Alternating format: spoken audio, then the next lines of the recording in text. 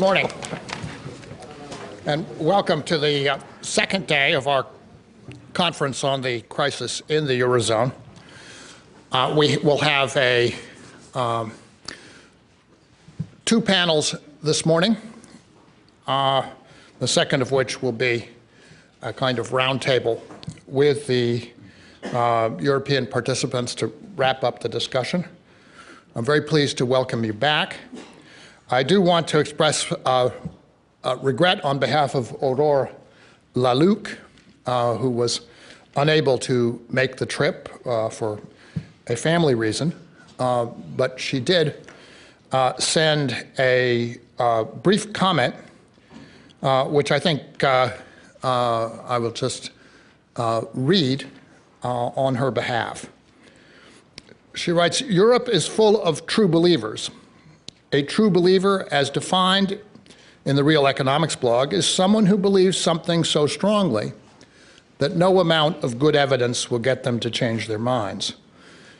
And that is why we need a new group of thinkers.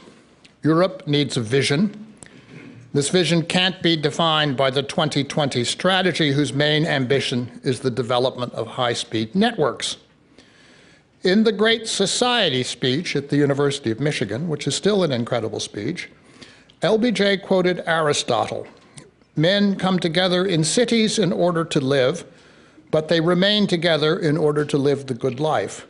We could use this quotation for Europe, and Europe needs a Great Society speech. We need a vision, a political vision, a desirable vision." Two further quotations. Schuman, in his famous declaration of the 9th of May, 1950, wrote, "World peace cannot be safeguarded without the making of creative efforts proportionate to the dangers which threaten it. The contribution which an organized and living Europe can bring to civilization is indispensable to the maintenance of peaceful relations. A united Europe was not achieved, and we had war." And finally, de Gaulle. "Il est absolument normal que s'établisse entre ces pays occidentaux une solidarité. C'est cela l'Europe, et je crois que cette solidarité doit être organisée. Il s'agit de savoir comment et sous quelle forme. Alors, il faut prendre les choses comme elles sont, car on ne fait pas de politique autrement que sur les réalités, bien entendu. On peut sauter sur sa chaise comme un cabri en disant l'Europe, l'Europe, l'Europe, mais cela n'aboutit à rien et cela ne signifie rien." Thank you very much again for being here. I want to turn the chair over to Michael Brenner for the first session. Well, no more fitting way to begin than to add just another personal salute to Jamie for his inspiration and for the energy in putting together this excellent conference.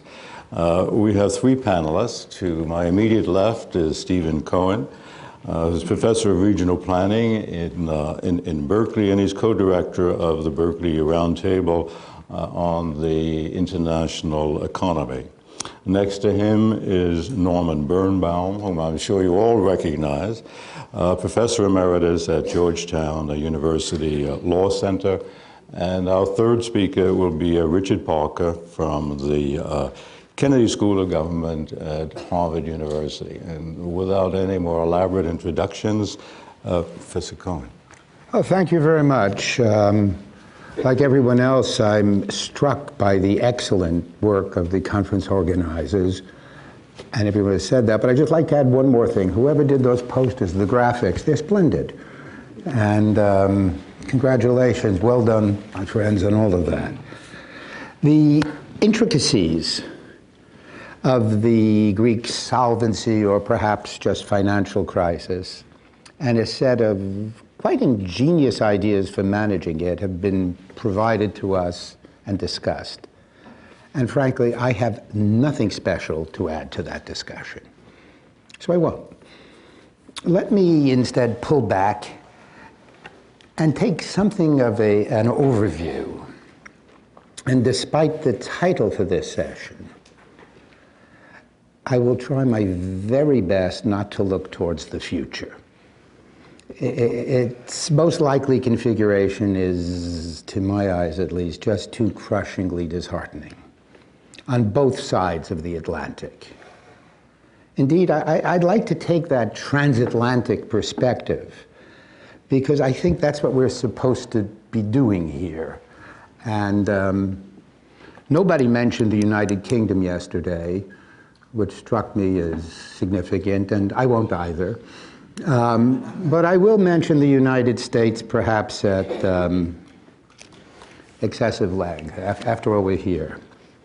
And it seems to me that what is going on in Europe and what is going on in the United States has a lot in common. It seems quite similar, extremely similar, suspiciously similar. We have busted banks, massive unemployment, stagnant wages, grotesquely widening income distribution, although I must say the United States is still comfortably ahead there. We have huge regional disparities, which was the focus of our discussion yesterday. After all, Mississippi, Alabama, compared to Massachusetts or Connecticut, they're about 60% of the other level, which is in the same ballpark as, let's say, Greece and Germany. So those kind of disparities exist here as well. There is politics. And this financial, economic, fiscal crisis impresses me as being overwhelmingly a crisis in politics. It's shaped, it's a function of our political action. And right now in the United States and to an almost similar degree in Europe, we have the drumbeats of the continuing policy of neoliberalism and austerity.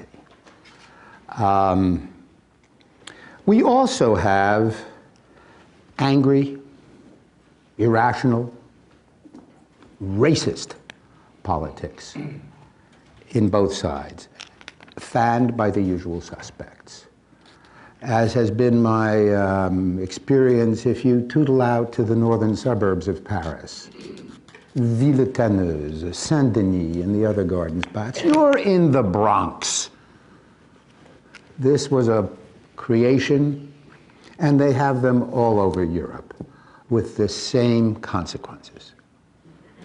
We've just been at it longer, but Europe caught up. They're very good at catching up to America. It seems to me that looking back, the common driver of all of this is trade, international trade. Imbalances, as we like to call it. And the inadequate responses to those imbalances. This is both in the United States and in the, quote, deficit countries of Europe, which look an awful lot in these balance of trade statistics like the United States. And it ain't just with Germany. It's China and the rest of the Asian development states. You take the US, we've been running a trade deficit of, let's call it towards 5% of GDP for many, many, many, many years. This has resulted in the destruction, hollowing out used to be the term of art, of large familiar industrial sectors and capacities. Shifted up and out is what our betters always tell us as an economy is supposed to do, out of the low-wage, menial labor tasks in textiles, garments, then autos, then machinery, then electronics. And the economy is supposed to shift up on its own, if you believe the stuff in the textbooks we generally have around, into the activities of the future. In the case of these great United States, we shifted up into finance. To be technical, the FIRE group, finance, insurance, and real estate transactions. We moved about 7% of GDP out of manufacturing into finance. That's a big number, 7%. I call it an octagon, 1.5 pentagons. We created not that many jobs there, but a lot of money, and created a bit of a society resembling we passed, because the money all went to the top of finance, which was the driver. I think, past the heights of the 1920s. We're heading really towards something that looks a tiny bit like ancient Rome. And I have a keen feeling of that, having moved right to the heart of Manhattan very, very recently, where I feel like a recent freedman, a church mouse. In the process, we not only eviscerated the industrial core and skills of the nation, but we accumulated debt. That 5% of GDP year after year begins to be a sum of money. And are actively engaged in the business of processing, managing, handling, slicing, dicing, and playing around with that debt. All of which thus far is in US dollars, versus the problem of deficit Europe, which it's really rather in a gold standard. Not so much a national currency, but for most of Europe, a gold standard chain. So if we start with the imbalances, you reach different kind of conclusions. What the hell do you do with the economy? We here in the US did not just spontaneously, Darwinishly shift into finance. That was policy. Policy was deregulation, and not altogether accidental. Europe has a more checkered reaction to these trade things, but the Southern Europe question is not just the imbalances with Germany, it's also the imbalances with China. And the disappearance of the industrial activities in many of these areas, which were less efficient than the alternatives, is a big part of the problem. The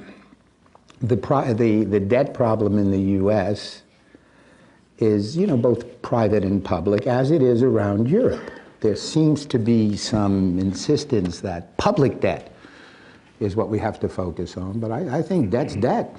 And sooner or later, somebody's got to sop it up.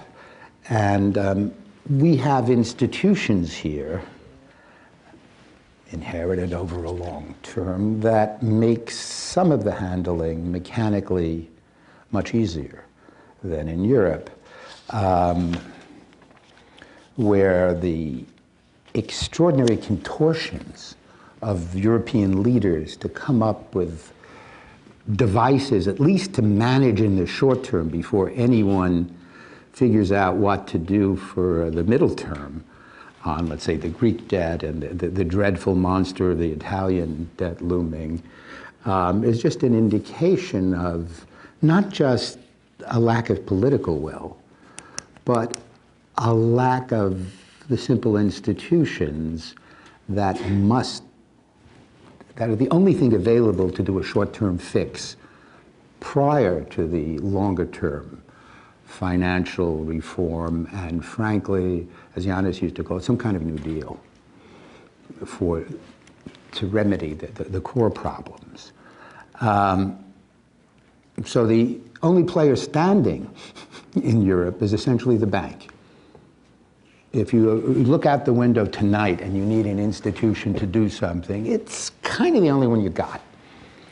And therefore, I would start with the assumption that somehow, through a back door, a side door, a jiu-jitsu maneuver, a straight run down the middle, the bank will do remedial first aid action on this short-term debt crisis. This will not solve things.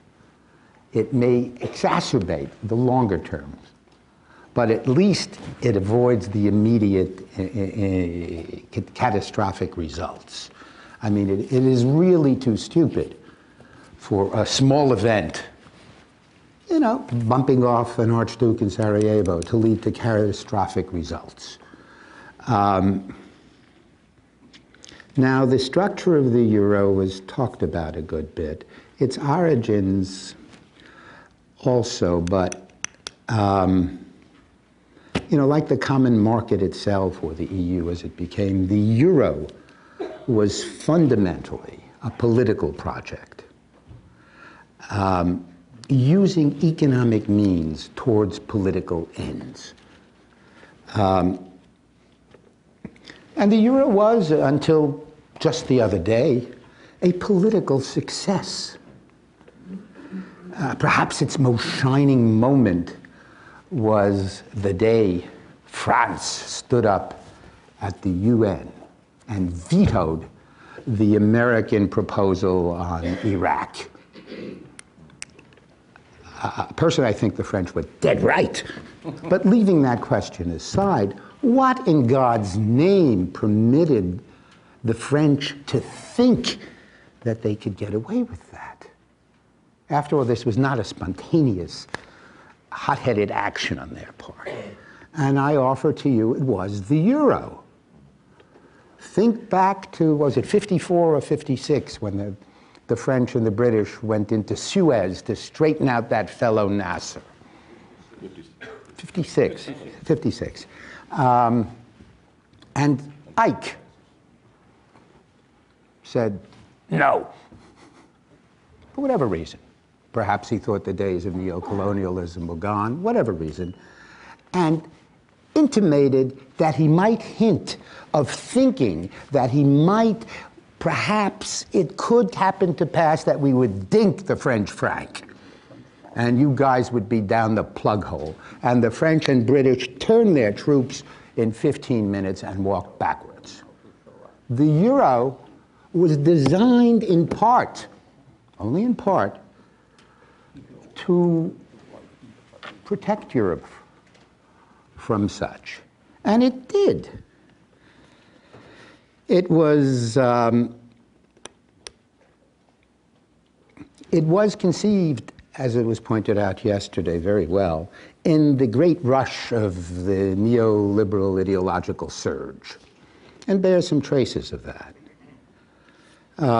But it was also a response to Germany's incorporation of East Germany, and to years of the French slavishly tied to the Deutschmark, which meant French macro policy was controlled by the Bundesbank.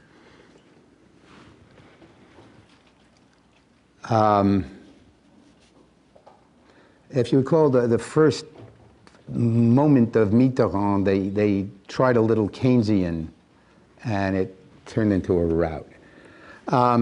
This way, with the euro, France and some of the lesser nations would at least have a say, perhaps a significant say, in the determination of their own monetary policy. And there's the origin of the euro. Like the, so the euro, seen from the other side of the Rhine, was a price Germany paid for its, frankly, menacing aggrandizement in taking in East Germany. Germany gave up the mighty D-Mark, which was seen as by everyone in Germany as an enormous concession. The euro may have proven to be a useful tool to German industry, but it wasn't seen that way at its origin. It was a venture that we're doing out of goodwill, out of guilt, out of modest amount of compulsion, into uncertainty. having all these other clowns with their hand on the money supply, rather than our own. So, of course, Germany tried to oops, we're going that. No, it's okay, a couple of minutes. Okay. So anyhow, so the euro was sort of the second phase of the European project. The first phase being, you know, the Treaty of Rome. And as if the euro was the second phase, the post-Cold War, bringing it together, the Treaty of Rome was the first phase, the post-war. And the deal between France and Germany, again, and the symbol of that was not the euro, but the common agricultural policy, the only big till in the EU for a long time, which was the payment to France, protection of its agricultural industries or farmers, to opening for German industry. So let me just hurry, because I didn't realize it would be taking so much time. Right now, there's this current reaction to the same crisis in the United States and in Europe. And the reaction is in the form of neoliberalism, with a species of it, of austerity. It is the doctrine that failed. That's how we got in this crisis. And it will fail again, perhaps, I hope not, but perhaps spectacularly. Part of this responsibility is ours. There is no alternative discourse of any standing. There's a bit of Keynesianism out there, trying. But in broad politics, the failure of an alternative way of thinking of things. I'm not saying we need a truly socialist one, a social my God, I'd be thrilled if we had an Eisenhower, or even, I never thought I'd say this, a Nixon view of what to do. Don't say it too loudly. No, it is, I think, dead true. Ike, by current standards, is a commie. And Nixon is a dangerous flirtation with European Keynesianism and all those polluted things. And yes, I really have to hurry. Part of the financial stabilization is just something to keep the roof up. But you need what Yanis was calling yesterday a kind of New Deal. Certainly in deficit Europe, and certainly in deficit the United States. And I think his scheme was some kind of truly ingenious lawyer-like device to have some kind of New Deal without a government who can actually do it.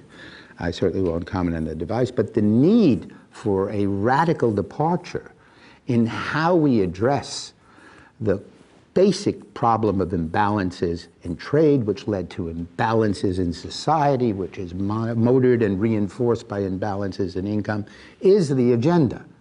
So looking towards the future, are we going to get there? I hope so, but I don't think so.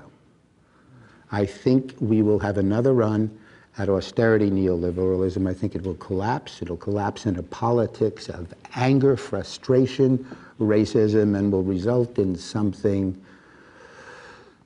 vicious and ugly. Thank you. Well, thank you as well for evoking Richard Nixon's name in something other than vain. You just have to live Which long enough. adds a new dimension to Norman Birnbaum. May I add one point to that, which is that it was an economist, Milton Friedman, who first described Richard Nixon as the most socialist president in American history. So there's a connection between economics and public perception of our leaders. Yes, Nixon was a creeping New Dealer, you might say, or a creepy one.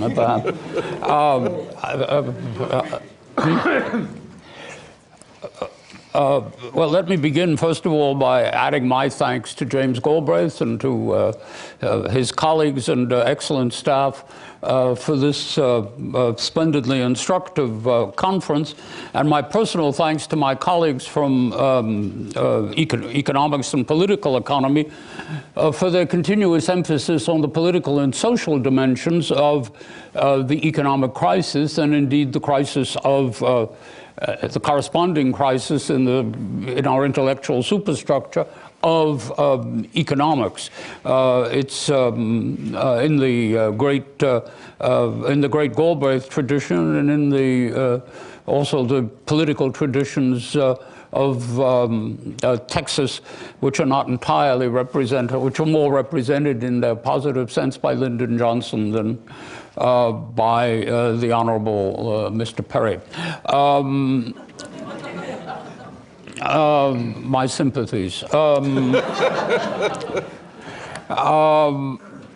The question is, has Europe, what if Europe fails? Well, I'm reminded of the remark by a great European, Rosa Luxemburg, to the effect that all revolutions fail but the last one.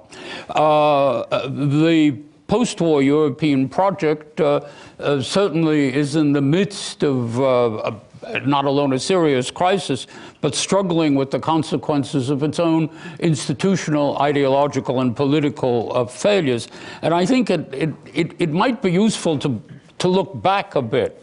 The project that eventuated in the European Union, the Eurozone, the extension, however precipitous, and southward and then eastward after the collapse of the Soviet Empire, this project had deep historical roots in the effort by Christians, by Christian Democrats, by socialists, even by liberals whose emphasis was on civic and human rights.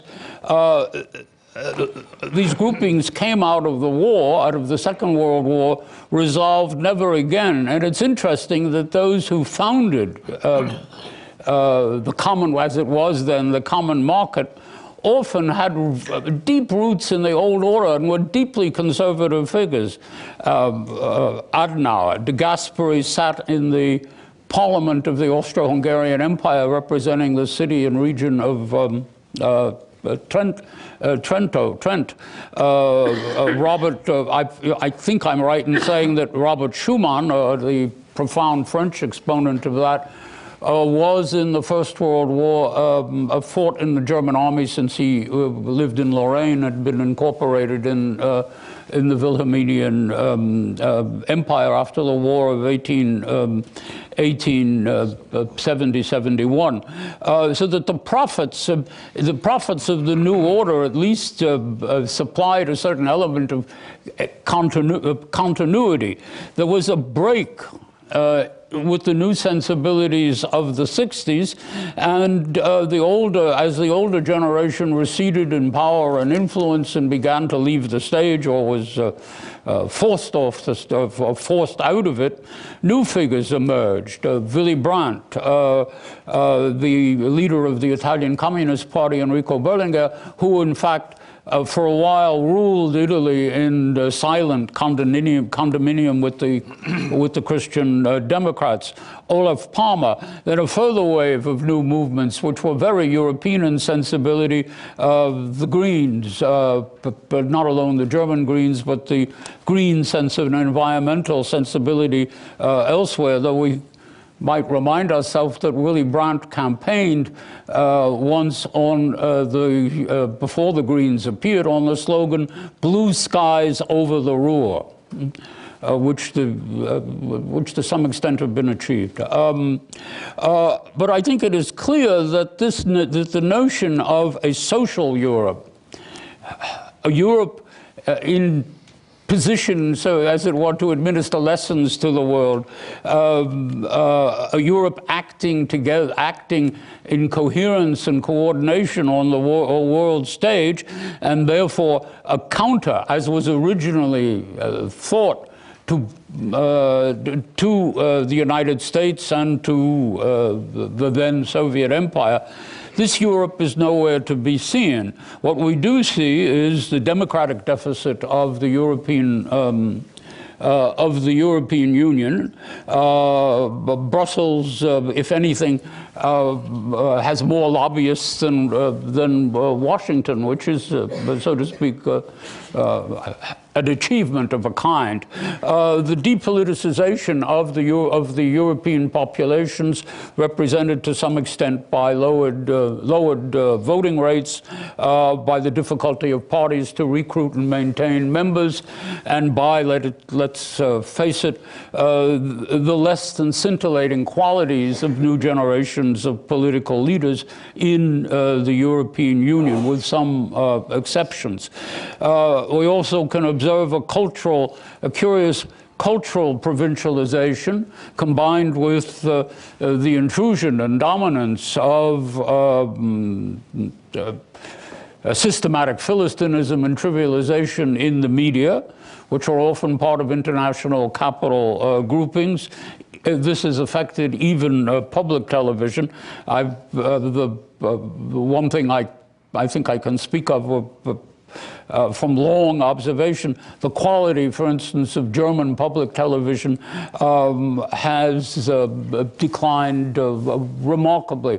It once sponsored high-level discussions, considerable innovation in drama and music, and it's now reduced itself to bidding against the atrocious commercial chains in Germany for levels which will shortly descend to, shall we say, transatlantic heights or depths. This cultural provincialization is accompanied, of course, by a turn inward, political provincialization, exemplified, I suppose, although the historic roots were deep, by the long-enduring Belgian governmental crisis, but the symptoms are found everywhere. And of course, this has been accompanied by considerable xenophobia and racism, as Steve rightly but had to point out, in which encapsulated and angered immigrant groups often resort to defensive violence and protest, all of which has stopped to a great degree the process of integration. And the short-term management, again, I think Steve was quite correct to point this out, the short-term management of politics becomes the mark of a successful, has become the mark of a successful politician, in place of, like Chancellor Merkel, who uses on the grander political stage, the strategies of survival. I have no doubt she learned growing up in the German Democratic Republic, that is to say, opposing the regime but not telling anybody about it. It used to, when I first went to Germany in the 50s, I met a lot of people who explained they had been internal immigrants. It meant that you did this, that. Violently hated the Nazis, the Gestapo, abjured all their works, but didn't mention it to anybody because the consequences were severe. So you get this kind of, with respect to a larger European project, has been collapsed or foreshortened or cut down to short-term crisis management, in which politicians attempt to give the impression of mastery. I may say that the current occupant of the White House is not entirely exempt from this this charge, so that it is not it's not uttered with an air of transatlantic superiority. And yet, if we look back, the European Union and in its successful welfare state, project-like phases, let us say the late 50s, the 60s, the 70s, had enormous positive influence elsewhere. First of all, in Eastern Europe, the Polish history and then the history of the eventual arrival of Solidarność in power in the summer of '89, before the collapse of the wall. It contributed, I think, greatly to the collapse of the East German regime. Solidarność would be inconceivable without the European ties of both its Catholic and secular intellectual leaders. I would also say that the phenomenon of Gorbachev was prepared precisely in the Soviet bloc institutes of research at the universities, amongst academics, intellectuals, and factions in the ruling party, which were in contact and continuous contact with Western Europe. There were whole networks of intellectuals, economists, political scientists, even philosophers. There was the famous and little noticed contribution to the opening of the Berlin Wall made by the German Social Democrats, when, against the opposition of large sectors of opinion and a very, very negative response in the US ruling elite, the German Social Democrats agreed to hold what were called ideological and philosophical discussions with the socialist, so-called Socialist Unity Party, the ruling party in East Germany. They produced a document in which the East Germans signed on to the necessity of what, quote, a culture of political conflict, which was then used by the dissidents in East Germany to gain a considerable amount of particularly the churches, but not exclusively they, gain more political space. These were not inconsiderable world historical achievements, and I would venture the view they did at least as much as Reagan's and Weinberger's missiles to soften up the Soviet system for the eventual final assault on it from within. There were similar influences in China, and I do not think we should forget the influences on this country. Nobody has written a really comprehensive account of transatlantic currents of ideological influence in the last third of the 20th century. I tried a bit in a book, but I don't think I succeeded. In any rate, I didn't work directly with documents, but with memory and impressions. There were profound influences. The British New Left began not in '68, but in '56, with a response to the attack on Suez and the Hungarian crisis. And the British New Left was paid, evoked considerable attention in the United States. I remember an article in commentary by Andrew Hacker, declaring that, called Britain's Rebelling Young Thinkers or something like that. I also remember that the article pointed out that these were not the kind of people who were welcome in British universities, so it fell to me, as the resident American of the British New Left at the time, to write the commentary declaring that no doubt Hacker was ultimately true. We were unwelcome in the British universities, but of the 30 members of the editorial board of New Left Review, 28 were university teachers. But at any rate, there were these currents, and veterans of the 60s like Tom Hayden and Todd Gitlin testify to this.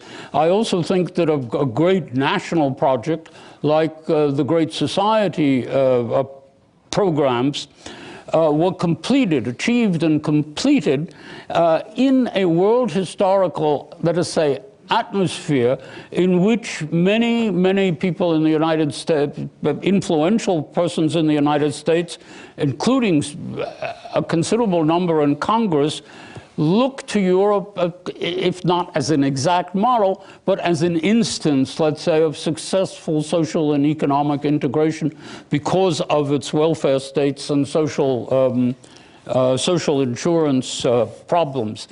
All of this, everybody has spoken of the, I hardly need to rehearse, the neoliberal revolution, intrusion, manipulation.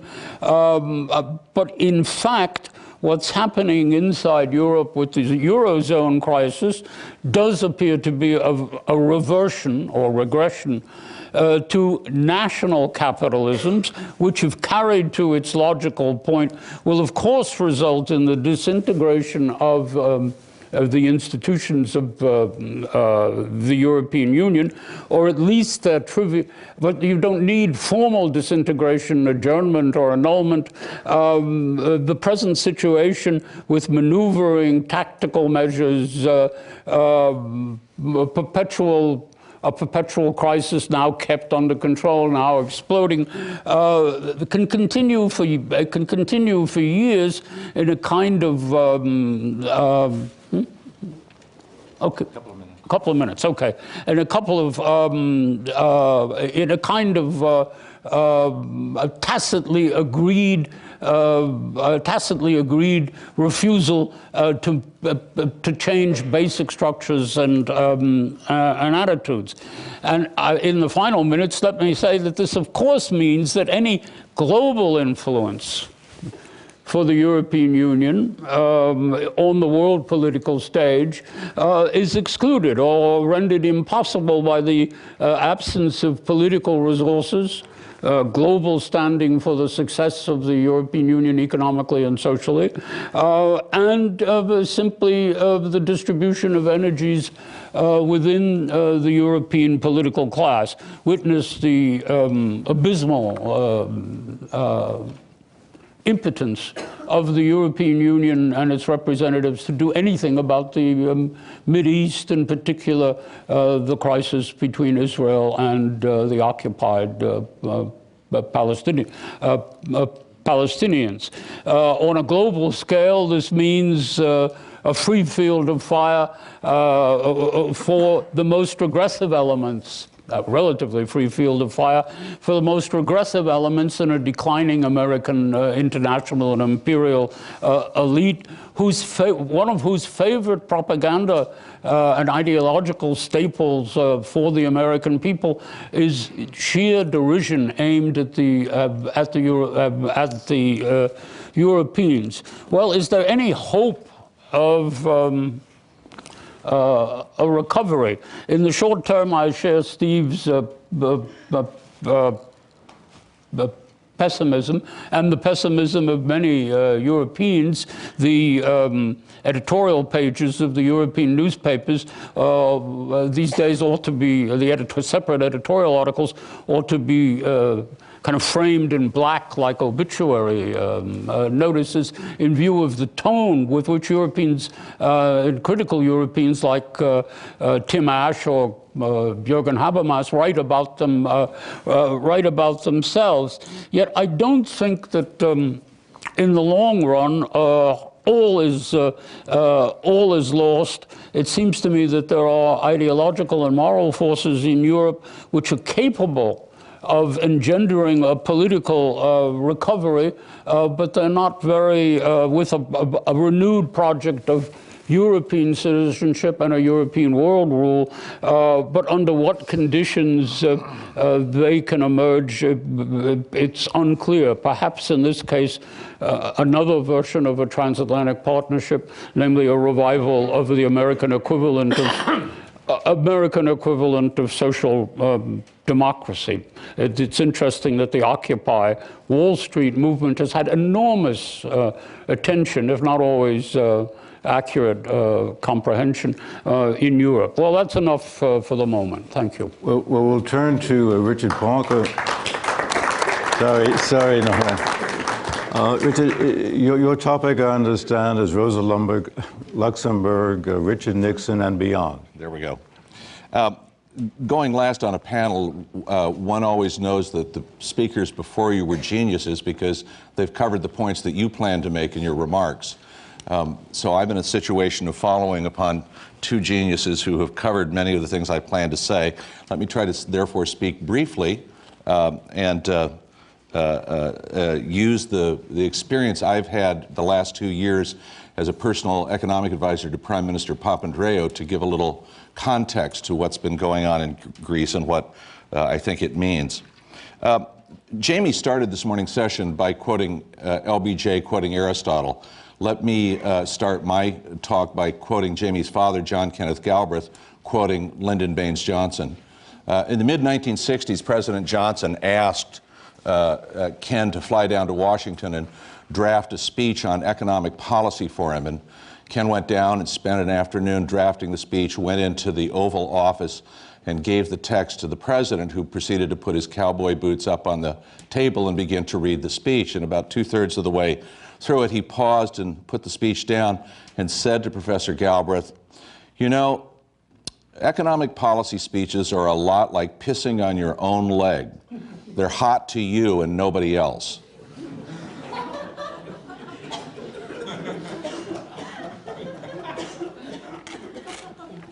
Economic policy today is a challenge because we have difficulty in conversations like the one we've had over the last 2 days in gaining the traction of attention because I fear that we don't feel hot to anyone else. There's a context for that, for me, and it's what I have been thinking about increasingly in this era of Greek crisis or Euro crisis, which is that there is a more fundamental crisis of narrative around narratives of crisis. A crisis of narrative around narratives of crisis. I was raised in the second half of the 20th century to believe that a crisis was World War I, or the Great Depression, or World War II. And I even lived through that period, the Cold War, where it was thought that a crisis was the possibility that Moscow and Washington could unleash nuclear weapons that would literally extinguish human civilization and much of all life on the planet. We have today a crisis in Greece, a country that represents 2% of the population of Europe, with great talk of contagion, which is not inaccurate. But I think that we need to rebalance our sense of this crisis by examining the 20th century's earlier meaning of crisis and begin to turn some of our discussion to issues other than those which have preoccupied us by and large as technical matters. By this I mean the financial crisis or the economic crisis in Greece and Europe would be unrecognizable to those who lived through the 1930s. It would be impossible to speak of a third of the nation ill-housed, ill-clothed, and ill-fed, when in truth the great health crisis of modern Europe and America is obesity, not malnutrition. The project of wealth and income creation of 20th century capitalism is significant.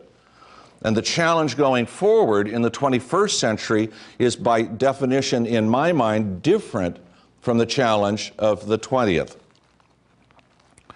I want to emphasize that because in the 24 trips I've made between Boston, where I have my day job at the Kennedy School, and Athens, where I spend much of my time either in Maximu, which is the Greek White House, or shuttling between ministries housed in concrete 1960s era high-rises with linoleum floors and angry civil servants who don't want to actually help the government recover because the government has cut their wages and pensions.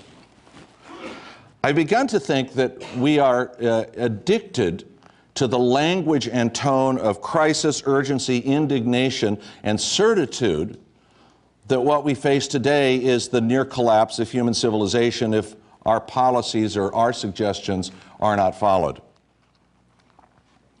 We have today, literally on television and the internet and in papers, hundreds, if not thousands, of instant experts in the nature and scope of the Greek crisis. You all have heard many of them speak over time. And from them, you know many things about Greece which you probably didn't know 2 years ago. You know, for example, that the Greeks don't pay taxes. Yet if you went to the OECD's tables, you would find that Greeks pay more taxes than Americans as a percentage of GDP. More taxes than Americans as a percentage of GDP.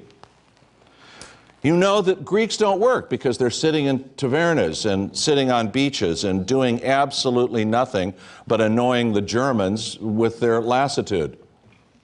But in fact, OECD studies of work hours show that the Greeks have the longest work hours of any nationality in the European Union. You're told incessantly that the Greeks are anti-business. And yet the Greeks per capita have the highest number of small businesses and entrepreneurs, again, in the European Union. Greece's government is bloated. Well, actually, as a percentage of total employment, the public sector in Greece is right about the average of the European Union, just under 20%. If you measure it instead as a share of GDP in terms of costs, the same thing is true. The Greek government is about on the average, within a couple of percentage points, of the European average in general. You hear about the Greeks recklessly expanding their debt, measured most commonly by the debt to GDP ratio. Yet if you go back to the financial data, you'll find that, in fact, the debt ratio to GDP between the early 1990s and the 2006-2007 was stable at around 100% of GDP, high by European standards or American standards, but stable across more than a decade.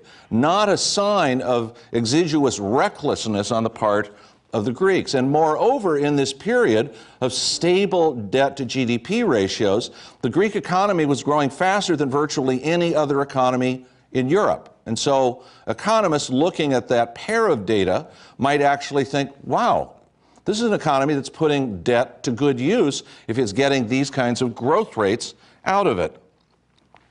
In fact, the Greek debt explosion, so much known by all of you as a result of lassitude, is a Greek debt explosion of the last 2.5 years. In fact, over the last 3.5 years, the percentage of debt to GDP has increased by almost 50% as Europe and the IMF have rushed to save Greece from over-indebtedness. Moreover, if you look at Greece's total indebtedness, that is, Greece's government indebtedness, Greece's corporate indebtedness, and Greek household indebtedness, you find that Greece barely rises to the average of the European Union. And its personal household debt is actually slightly below average for most of the large countries of the European Union. So I say all of this because I want to provoke in you a sense of questioning about what it is that we're dealing with today. Are we dealing with a Greek crisis, the characteristics of which are the ones that I've tried to suggest may be wrong, but which are commonplace on both sides of the Atlantic, among ordinary newspaper readers and also in elite policy circles? I've spoken at innumerable conferences, including of banks that hold significant positions in terms of Greek debt, and these questions, these statements, have been commonplace among the most sophisticated bankers and public policy figures on both sides of the Atlantic. That's the depth of knowledge that exists among elites who are meant to be more informed about the kinds of crises these represent than the general public, and yet they are not. So what is this about the crisis that we are facing today? In one sense, there is a severe failure on the part of the Greeks. They are terrible at telling the story that the data I've just given you suggests. Greek culture is permeated by a sense that all Greeks are more or less corrupt, including yourself. It's a rich and interesting story. It's hard for me. I explained to Prime Minister Papandreou that, you know, I come from North European stock, Anglo-Saxon stock, and it wasn't until I married my wife, who's half Irish Catholic and half Russian Jewish, that I learned that you actually talk with your hands, right? And wave them around as a form of oral communication or its adjunct. And Greece is a country in which hand waving and the imminence of Armageddon and disaster all around us is commonplace. For Greeks themselves, they understand this form of communication. And so they wait for the first initial explosion of death is near, civilization will not survive, nodding patiently until the speaker gets to the point that he wants to make. But it always must be preceded by the book of Revelation being introduced as the normative description of the state of affairs today. Now, that to me suggests that there may be a larger set of crises. And I, again, want to point back to this idea of a crisis of narrative around narratives of crisis in the 21st century. What you have to understand is that beyond the way that Greeks tell their stories is a preparedness on the part of the foreign press and of foreign elites to listen to narratives, particularly in the wake of 2008, that are both fear-driven and morally judgmental. Specifically morally judgmental in the best sense of Calvinism, which as a North European descendant I am more familiar with. But behind that, there is something, I believe, that is darker and yet more ambiguous. I'm not at all certain about what entirely is going on right now. And in that, I want to applaud Jamie for drawing a question of the distinction between labor and capital and what exactly each is today. One part, certainly, of this fear-driven narrative and of moral judgmentalism is the felt need on the part of elites and also those who adhere to what we might broadly call conservatism of reasserting order in a situation of what appears to be extreme disorder. Another is the assertion of old conservative verities surrounded by the idea that national economies are just like household economies, and household economies that overspend must cut back spending and live through a period of austerity to get their indebtedness in balance, and governments are no different than families, and so therefore you all know this story. What's missing today, of course, in the 20th century is God's hand. The decline of religion in the West means that we can no longer look as good Calvinist descendants to what our Calvinist ancestors did, which was to understand that this situation in which we live is divine retribution. That would be comforting in some sense because we'd know why we're in this mess.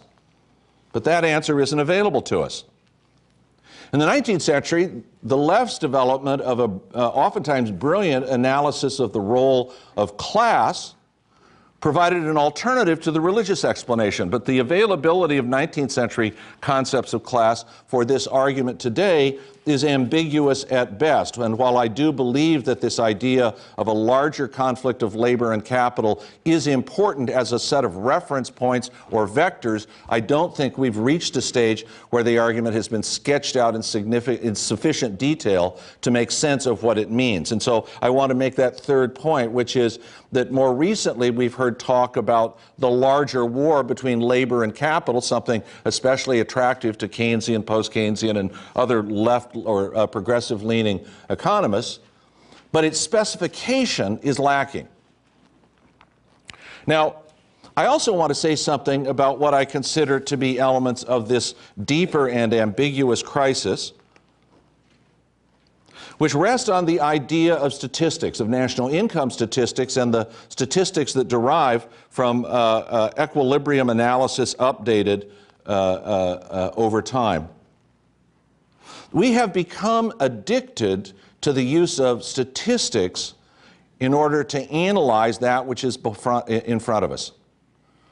Our ability to apply judgment independent of a national income analysis, income accounts analysis, is almost non-existent.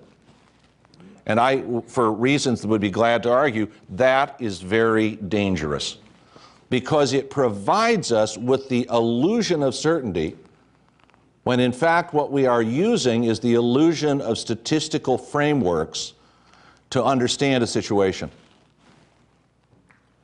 Secondly, something important in this crisis is tied to what one might call conservative thought patterns in human cultures, not ideology. That's too developed a term, referencing too sophisticated a set of concepts. And I'm not even sure that the phrase thought patterns can be applied to the kind of conservatism that passes for politics today. Perhaps conservative habits or conservative instincts or conservative reflexes are a better description. But they go deeply to this idea that somehow austerity is the only path available to us today, because it provides an answer to the power of morality, the residuum of religion and of Calvinism in the West, without God. Austerity is the manifestation of our electness by God because we demonstrate His will. But we also live in this very peculiar situation in which obesity rather than starvation defines the scope of the crisis, the economic crisis in which we live. There's a further problem, and that is why we progressives, or we on the left, or however we define ourselves as post-Keynesian or ultra-Keynesian or neo-Keynesian or whatever it is we choose to use, how it is that we've come to really define ourselves simply by the concept of the state doing more. The state doing more. Because I think in a very real sense, the role of the state is being transformed as we move from what Max Weber called the charismatic to the rational bureaucratic. And I think that what we see that seems so hollow in so much of Europe and America's leadership today is that we have rational bureaucratic leaders for a rational bureaucratic age, not charismatic leaders for a charismatic age. And in a sense, when one looks back on Roosevelt or perhaps JFK in the American experience, you are looking at the last of the great charismatic leaders in a dawning rational bureaucratic age. The idea that we can simply turn to the state seems to me profoundly inadequate, knowing what we know today about popular feelings and opinions about the state across political borders. How can we make this idea of the state at least more accessible to people, more democratic in some rich sense, and even, I hesitate to use this, but we need to think of it in an age of entertainment, how to make the state more interesting? Because the rational bureaucratic functions and rational bureaucratic solutions that we propose for the state from our side of the political spectrum are interesting to us like pissing on our own leg, but not to others. How do we also now deal with a dense globalization that makes traditional Keynesian stimulus programs inevitably subject to enormous cross-border leakage? We've pointed to some of the weakness of the Obama stimulus package by noting from our side of the spectrum how much was given away in tax relief rather than public spending. What we seldom discuss is that even in the case of public spending, we now have a model in which the state hires a worker to dig a ditch, is paid at the end of the week, ignore what happens to the ditch, and the worker goes to Walmart to buy the provisions that he needs for himself and his family. I should use her rather than him. Perhaps. And what we've done is provide an enormous Keynesian stimulus to the Chinese government on top of the Chinese government's own stimulus package, which may go part of the way to explaining why the Chinese and American growth rates are different, although not entirely. I think this is another device of John Kenneth Galbraith. Let me say in conclusion, that's the phrase you offer in the middle of a speech in order to give the audience hope. But I am, in fact, coming to my conclusion, okay? How, finally, do we tame this idea of global finance in all of its complexity? Because it seems to me that the survival of the European Union, from my perspective as an American, is utterly critical to the lives of my children and their children and your children and their children and the young people sitting in this audience. We're moving from the world that most of us grew up in, which was the bilateral Armageddon world of Moscow and Washington, to a new G2 relationship that will not be a pleasant world for Europe or much of the rest of the world who are not G2 if Europe is not, as a unified body, prepared to assert itself as G3. The importance of Europe cannot be underestimated as we move from a world in which the United States was, in a sense, over the West, unilaterally dominant my entire lifetime. We need a new discussion of what it means to have balance between the state and firms. And I emphasize firms, not markets, because the issue to me is of the activity of firms, particularly multinational corporations, because of the complexity that they bring to the management of individual states in a globalized firm-based system. We also need to think very carefully about what the increasing privatization and individualization of pension saving is doing, both to creating a deep narrative of fear in workers who are uncertain what will be there for them when they hopefully retire, and also in providing a pool of ready and cheap and enormous capital for reckless use by Goldman Sachs and other firms on Wall Street. In a very real sense, globally today, the savings of the middle class for retirement are the coal fueling the engine of Wall Street. Finally, let me say that the argument about how Europe is to recover, like the argument about how America is to recover, is a new one in the sense of the limits environmentally in terms of the planet and the consumption affluence model in which we are all drenched. Growth by itself as a numerical output is inadequate as a term of reference for the debate that lies ahead of us.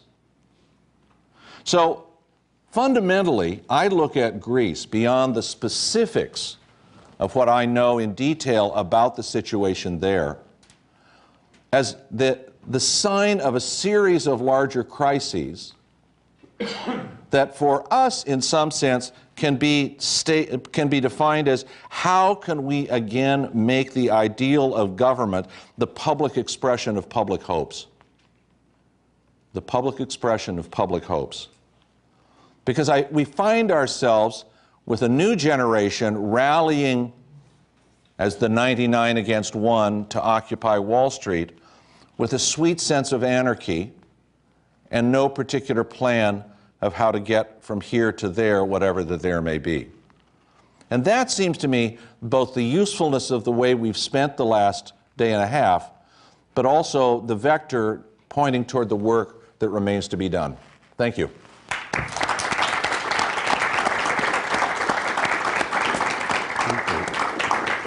Thank you all very much. We'll begin the sort of discussion portion by hearing some remarks by Professor Will Inboden, who's on the faculty here at the LBJ School.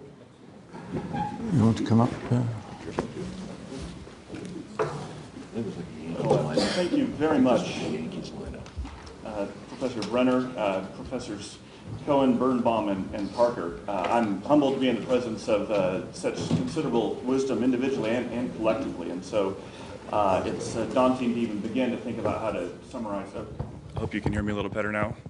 It's daunting to even begin how to summarize the provocations and insights we just heard, let alone add anything of substance to it. So I'll just take a brief stab before turning over and hearing from everyone else here. In the very wide-ranging set of comments and insights we just heard, I did pick up three common themes that I want to return to just briefly. The question of historical perspective, going back not just 5 or 10 or 20 years, but rather a century, or even as some allusions were made to ancient Rome. The question of, question of transatlantic currents. This is a conference on the crisis of the Eurozone, and yet there's so much more than just the Eurozone. There's questions of the American economy, the American identity, the very notion of a transatlantic community. And finally, perhaps at the most ethereal and yet also most pressing level, is the political and moral roots of the crisis, or even, as Professor Parker reminded us, possibly the theological roots of the crisis. Given some of the Calvinist strains that are still regnant in some segments of public discourse. I would suggest, and this is in concurrence with a number of the other comments from the panelists, that our topic today, the question of the crisis of the Eurozone, and I put crisis in quotes, especially because I think Professor Parker's concerns or caveats there about the overuse of the narrative crisis are certainly well borne. In some ways, the question of this crisis or this failure actually indicates its very success. As we were talking in my Nature of the International System class just earlier this week, the fact that European crises these days, again advisedly in quotes, are about monetary union and political integration, rather than continent-wide or global-wide war and millions of deaths and catastrophic levels of destruction, should put this in real perspective. So a Europe whole, free, and at peace is the EU's real success. And as much as there are considerable dangers to the global economy here, I don't think that the very notion of a peaceful Europe or the possibility of world war is even remotely possible as a result of the Eurozone crisis. To put a sharper point on this, in the past when people spoke of the, quote, German problem, it was the question of German militarism and aggression. Now in this EU era we live in, the question of the German problem is really, whether and how much Germany will contribute to the EU bailout. So I think that's, a very helpful sense of perspective to bring. And as Professor Cohen notes, the creation of the euro itself was as much a political achievement as an economic achievement, and gave Europe the strength to confront the U.S. in geopolitical terms, as well as enabling European recovery and reconciliation after the Cold War. So I think the historical perspective here that all three of the panelists brought is in a lot of ways reassuring. Yet the political and cultural success of Europe as an institution and an existential reality should not blind us to the notion that because of its economic integration, future conflict or war is impossible. Similar notions were prevalent a century ago, exemplified by the likes of Norman Angel's The Great Illusion, and its argument that economic integration and globalization of commerce made the prospect of war so costly as to be almost inconceivable. As many of you know, Norman Angel published that book in 1910, just 4 years before the Guns of August. Yet ironically, while for a while the name Norman Angel came to almost be a punchline to a joke about misplaced prophecies and hopeless idealism, perhaps he was onto something with the success of the Eurozone and the European project in making virtually inconceivable a continent-wide European war. Yet this is not to be too Pollyannish about the fact that we do have some real problems here. Certainly problems worth devoting two of our days to in this conference, and considerable political and economic energies. So the question is where to go from here. And again, I will want to echo a number of the comments of the columnists that. Of the panelists, that more than just an economic issue, this is fundamentally a political one, and gets to the question of the democracy deficit inherent in some of the EU institutions, particularly with more and more creeping centralization and bureaucratization in Brussels. And I think the crisis has exposed some of these contradictions between a centralized monetary policy and independent and diverse fiscal policies, where for a lot of average European citizens, the sense of distance between their daily concerns, their own empowerment, and even identity as citizens has been growing with this yawning chasm between Brussels and their own lived experiences. Professor Cohen warns of the possibility of a vicious and ugly future. I hope not, but we should certainly be prepared for that. Mindful of the early caveats that this is vicious and ugly with a small v and a small u. And I think much of the question of the resolution of this will depend on addressing this democracy deficit.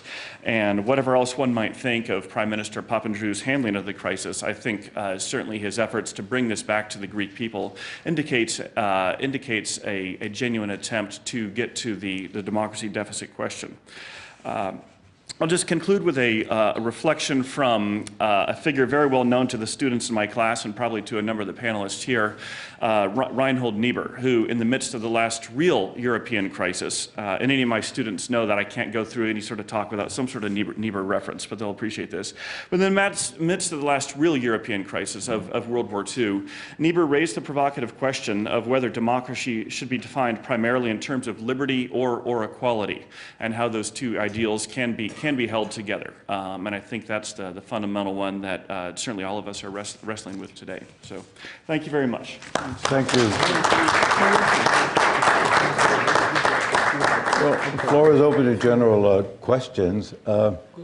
Yes, may I ask you to, before speaking, to wait till the microphone arrives? Do we have a mobile microphone? And then the gentleman in front of you after. He's eager in the corner. I do want to very much thank you all three for these incredibly dense and appropriate comments, even though they leave me very depressed. But history is a sporadic process. I do think, however, that crises have another function that may make us a bit more hopeful, which is that they do oblige powers to arrive at crucial junctions where they have to ask themselves the correct questions, because if not, then they know instinctively disaster will strike them. And I think that Europe will muddle through in that fashion as it has. It has, as a European I can say this, it has a slow motion process from the point of view of Americans, but it's a slow motion process precisely because of the density of its layers of history and belief systems and so forth, right? So I think that they're muddling through. What's problematic here, in my view, is that there are crucial moments when things can really go badly and break down, and then they become irreparably damaged. And we are facing one with the prospect of a disorderly Greek default. We are facing another one with the contagion hitting Italy, and that is beyond the current capacity of the Europeans to handle. That's too big to save, not too big to fail. So there are incredibly difficult moments ahead, but not all is lost. However, being here for 2 days and listening to economists with a political bent and politicians with an economic bent, I realized the other thing that is upon us, which is that we have to really radically face the prospect of a revolution in our own economic thinking. We need what Keynes had to face in the 30s, where he had to realize that national economies are more than the sum of markets, that the whole is more than the sum of its parts. And we have today the same prospect with the global economy. We do not understand the global economy as economists. We still think of it as the sum of its parts. It is now far more. And I think that we have the possibility, the potential to realize the 7 or 8 crucial layers of globalization, that trade and the imbalances that Steve was talking about. We have different types of trade. We have inter-industry, intra and intra-company trade. We have different types of capital flows. We have different types of policy institutions that are entirely inadequate. They come from a different age.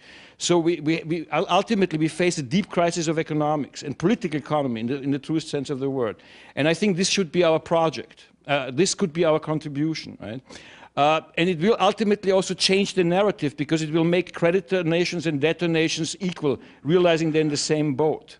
And this is a global project. But what I think is important to emphasize, my last point about Europe, is that Europe is a sort of an experiment in supranational governance that in its failures will teach us huge lessons.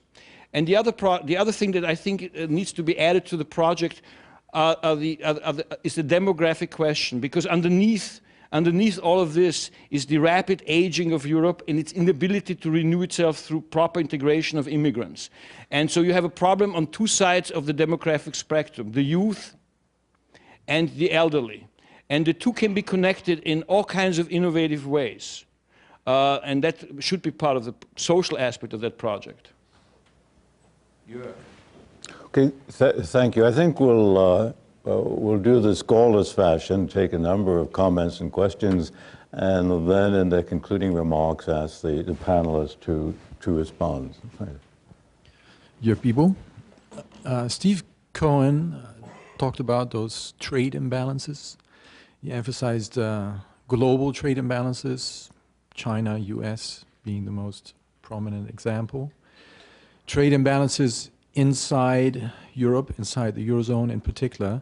And in this context, you said that it's actually not just trade imbalances inside the Eurozone, but also trade imbalances with China. Now, that is correct, and I just want to emphasize that there is no contradiction with what we talked about yesterday, those huge imbalances inside the Eurozone. Now, if the Eurozone was subject to an asymmetric shock, optimum currency area theory, the idea that asymmetric shocks would destabilize the currency area. The point is that Germany hugely benefited from China, from the rise of China over the last decade.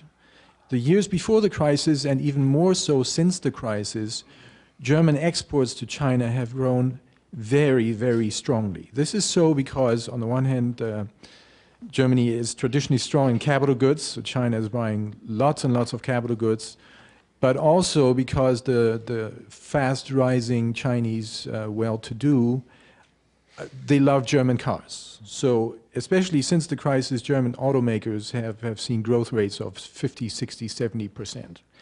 Ridiculous. So Germany has hugely benefited from China, much more so than anyone else in the Union. Now, what does that mean? It means that, speaking of this as an asymmetric shock, the Deutschmark, the quasi-Deutschmark, should have appreciated, whereas other countries should have depreciated. What actually happened, of course, was that through wage deflation, Germany depreciated and everybody else appreciated. So the external asymmetric shock is actually making the situation worse. What does that mean today? It means that the euro, seen from a German perspective, is hugely undervalued, whereas the euro seen from the perspective of Italy or Greece and other countries is hugely overvalued. Now that, of course, is raising a hugely problematic policy challenge for your land, but a related issue is that actually it's not clear who is in charge of the euro exchange rate anyway, which gets me back to the point I made yesterday that who is minding the store, who is really in charge. Now that's important when we think of the G20 currently meeting in Cannes, trying to sort out the global imbalances issue. In this context, the European authorities always considered themselves as not being part of those global imbalances, referring to the fact that the euro area current account balance is pretty much has been pretty much balanced all along. So it was always a Chinese problem and a US problem, and the European authorities thought that they were not part of it. If anything, they feared that they would be the victim of anything bad that might come out of those global imbalances. The reference point here is that the Germans would argue in this context that, don't worry about our current account surplus anymore. We are now part of the Eurozone, and therefore our current account surplus doesn't matter anymore. Which is, again, this idea that intra-Eurozone imbalances would not matter. Now, as we know now with the crisis, that they matter a lot. So therefore, internationally, again, Germany's idea that the German current account surplus is not a problem is totally beside the point. Only that the authorities don't see it that way. The Germans will look at this and say, well, the whole problem in Euroland is that all the rest of them is not German enough. They just have to do what we did. They have to become more competitive. And we should all be happily running current account surpluses at the same time. Right. So referring to global imbalances, then the answer is, yeah, let's all become more competitive and let's all run current account surpluses at the same time. Yeah, great. Thank you. Can we tag this and in the concluding remarks pick up on this idea that all European countries should be better than average? And let's get one more comment and question, and then we'll go to those remarks. Yeah, I have three brief comments. One, Steve said something, which Georg picked up on trade. You picked up mostly on the European story. What I wanted to pick up is on the global imbalances. Well, I do believe that European imbalances are central to the crisis and what's been happening in Europe. I would suggest that there is a misconception about the global imbalances. The China, US, America, whatever you call it, imbalances, those are good. And part of the problem we have right now is that we don't have enough of those imbalances. The US needs, I would say, the opposite of what you tended to suggest in your talk, more trade imbalances. The US has a great advantage over, the other countries, which is, it's trading in dollars. And here goes to the heart of something that, I think you feel nostalgic. And that's generic, I think, in this great panel. I love, by the way, all the talks, and I think of, they were, very thoughtful and erudite.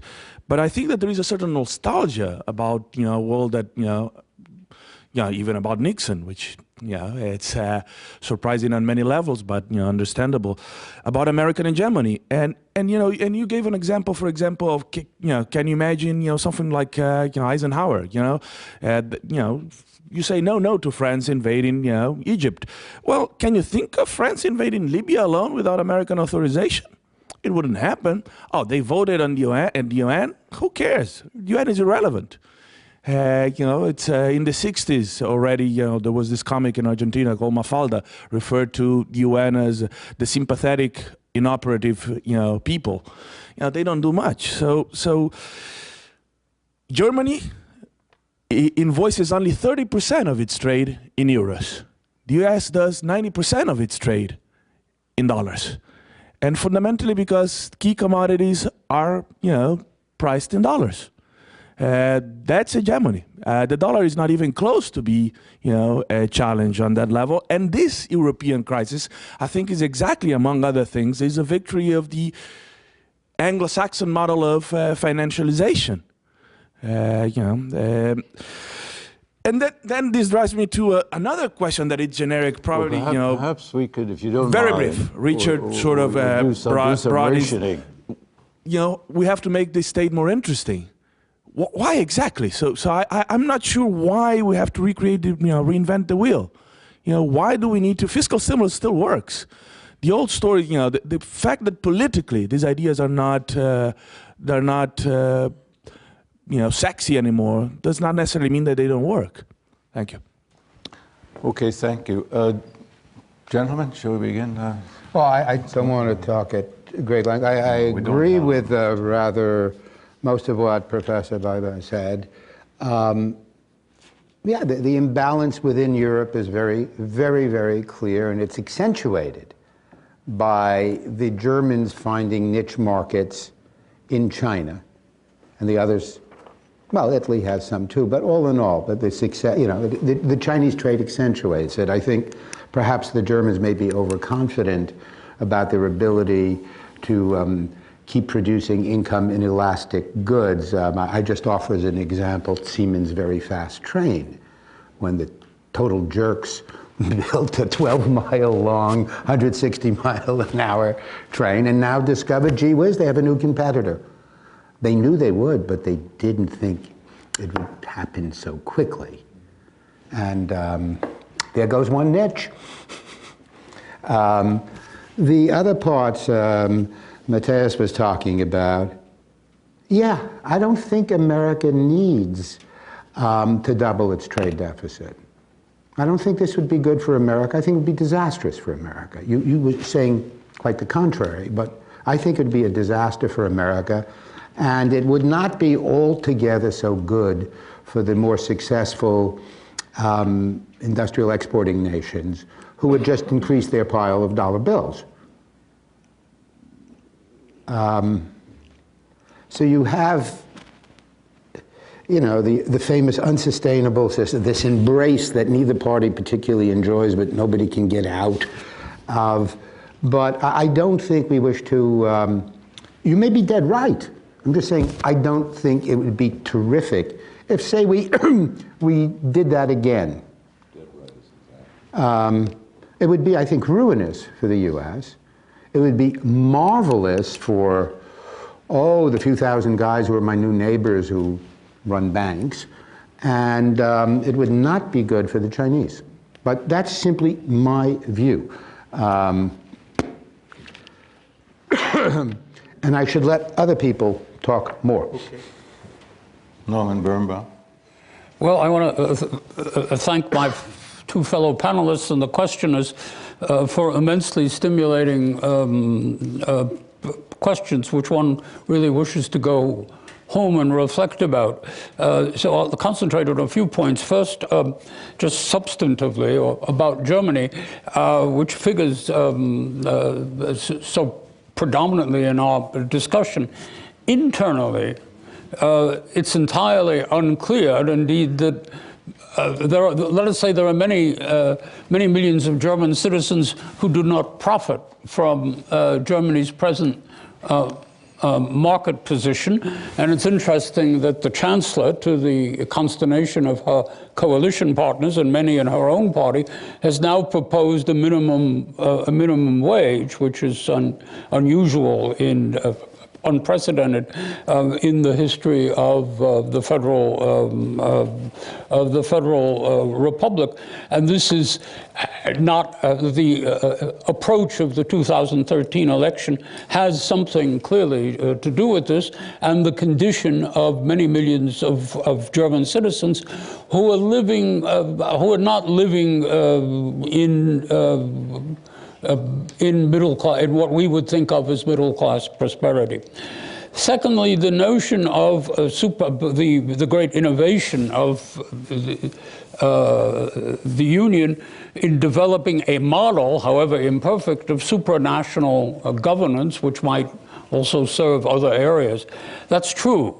It is an innovation, and in part it works, but the great sense of distance, the low levels of participation in European elections, or the turning of European elections into local referenda of one or another kind, suggests this deficit of participation, attention, democracy in the Union, which it would be wise for the Europeans to attend to systematically.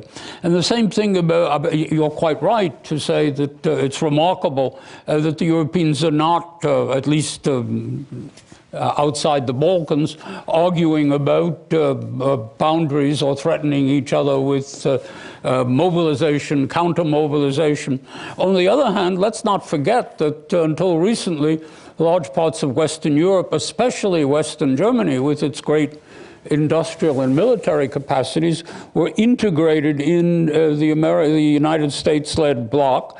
And in case of a military conflict at that time with the Soviet Union, in a week there would have been 1.5 million German soldiers in a mechanized army designed for rapid armored penetration of Eastern Europe.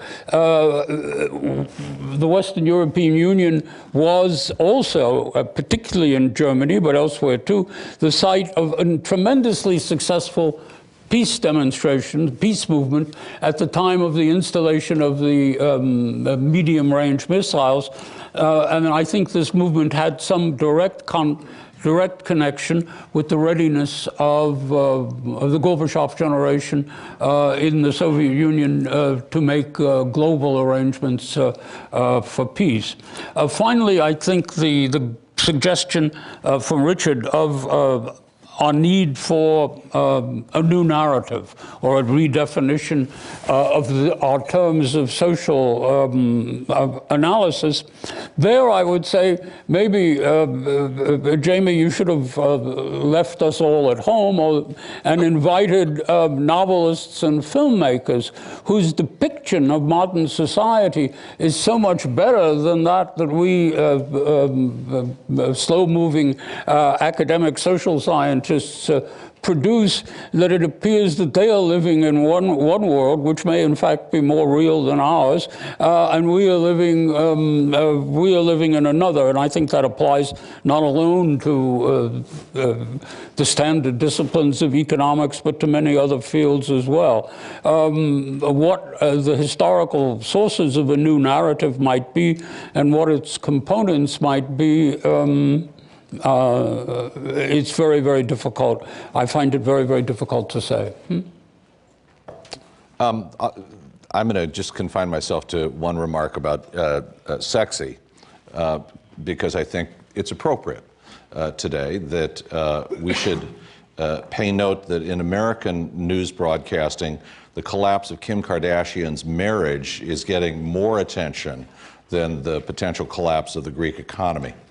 And I think that that is an index of what I was trying to suggest, which is that the alienation and disinterest cultivated, one can argue, by commercial media, but nonetheless there's a severe impediment to moving toward what I think we share in common. There was a wonderful phrase used to describe the Jacksonian era, which was, it was when America moved from the democracy of the few to the democracy of the many.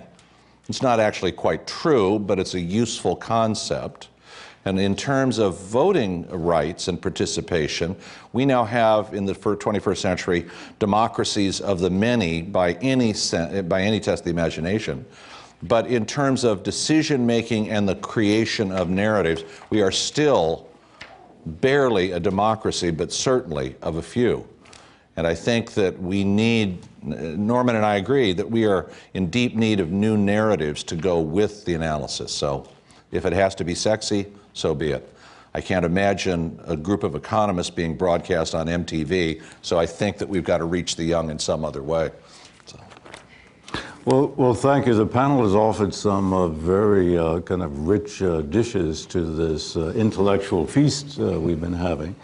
It's also been spiced with some reference to some sayings and aphorisms from the past. Let me add one, which is the notion that truth is everywhere praised, but the supply always exceeds the demand.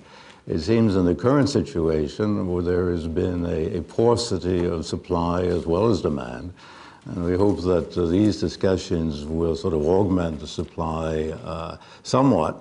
And the next step, we'll see whether we can stimulate the demand on the part of those who make the final disposition. Well, thank you all. Thank you. Thank you.